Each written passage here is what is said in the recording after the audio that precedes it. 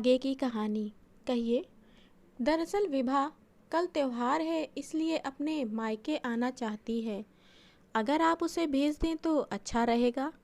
विभा की सास ने कहा, देखिए समधन जी, आपकी बेटी मायके जाकर रहे, इस बात से हमने उसे कभी नहीं रोका और इस बात से हमें कोई प्रॉब्लम भी नहीं है।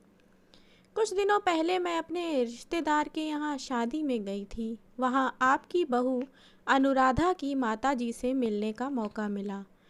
उनसे गपशप के दौरान उनकी बातों से पता चला कि अनुराधा को साल में एक ही बार अपने मायके जाने को मिलता है, और वह भी बहुत कम समय के लिए। मुझे लगता है आपको पहले अनुराधा को उसके मायके भेज देना चाहिए, और वह जब मायके होकर आ जाएगी तो मैं विभा को आपके पास भेज दूंगी। एक बहुत ज़रूरी बात जो मुझे लगता है आपको समझ लेनी चाहिए कि आपको अपनी बहू को भी बेटी की तरह या बेटी से भी ज़्यादा प्यार देना चाहिए। उसे भी मायके जाने की इच्छा होती होगी। हो सकता है विभा के वहाँ आने से उसकी आओ भगत करने के लिए आप उसे उसके मायके नहीं भेजती होंगी, या फिर वह आपसे कुछ कहने से भी डरती हो। अगर आप उसको घर में ही कैद रखेंगी तो एक दिन ऐसा आएगा जब वह आपके खिलाफ बोलने लगेगी। फिर वह आपकी सुनेगी भी नहीं और जब चाहे तब अपने मायके जाएगी।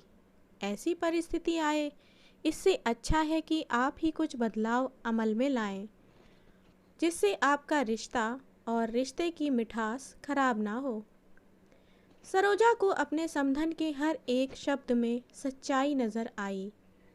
उन्हें महसूस हुआ कि उन्होंने अपनी बेटी के प्यार में अंधे होकर कभी भी अपनी बहू के मन का विचार नहीं किया।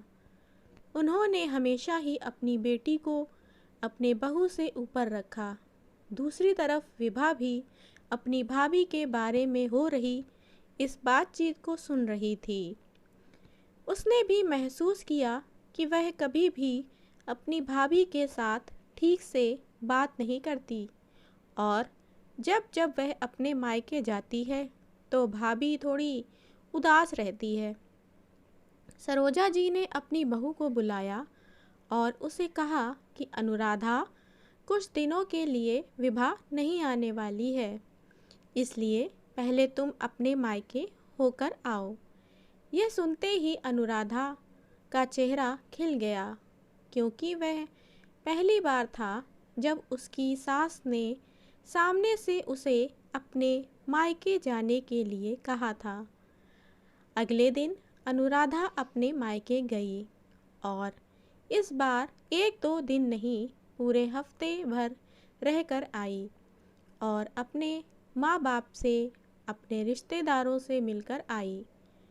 और जब वह लौटकर आई तो उसका चेहरा खिला हुआ था, उसकी आंखें चमक रही थीं। अनुराधा के आने के बाद विभा भी अपने मायके आई, और इस बार वो खुद सामने से अपनी भाभी से खुशी खुशी मिली और अच्छे से बात की।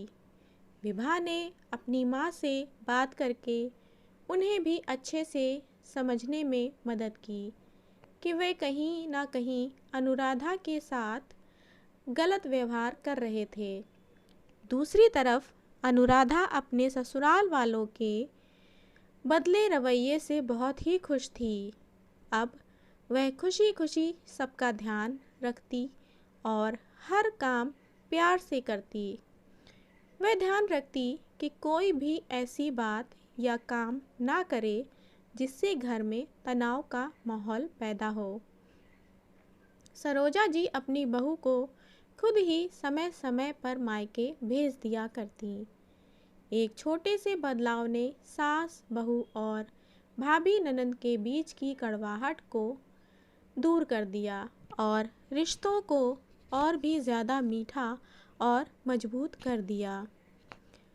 तो दोस्तों, ये कहानी आपको कैसी लगी हमें कमेंट करके ज़रूर बताइएगा, और अगर ऐसी ही कहानियाँ आप सुनना चाहते हैं तो इस चैनल को सब्सक्राइब कर लीजिए और वीडियो को लाइक करना ना भूलिएगा।